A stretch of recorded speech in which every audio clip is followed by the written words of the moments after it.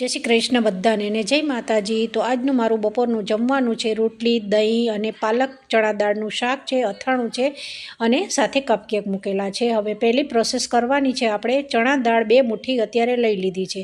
आ चणा दाळ पलाळ्या वगरनी छे। तो हवे आपणे आने सरस धोई नाखीशुं। धोई अने लगभग आने आपणे 2-3 सीटी बोलावी अने सरस बाफी लईशुं। त्यार पछी 2 मुठ्ठी जेटली पालक लीधी छे, एने बी पलाળી अने साइडमां मूकी दीधी छे। त्यार पछी डુંગળી टामेटाने चॉप करी अने मूकी दीधा छे। हवे पहेली प्रोसेसमां आपणे जे पालक छे एने सरस तेलमां शेकी अने काढी लेवानी छे, कारण के आ शाकमां आपणे एकदम पालकनो ग्रीन कलर आववानो छे। तो पहेला तेलमां शेकी अने मूकी देवानी छे। त्यार पछी डુંગળી टामेटा लसण अने बधुं आ रीते तेलमां शेकी अने मसालो करी दीधो। मसालो सरस थई गया पछी चणा दाळ नाखी दीधी छे अने एकदम शाक बनी गया पछी आ रीते पालकने नाखी देवानी छे। त्यार पछी मैं आ रीते रोटली बी बनावी दीधी छे। तो जुओ आजनुं भाणुं मारुं तैयार थई गयुं छे।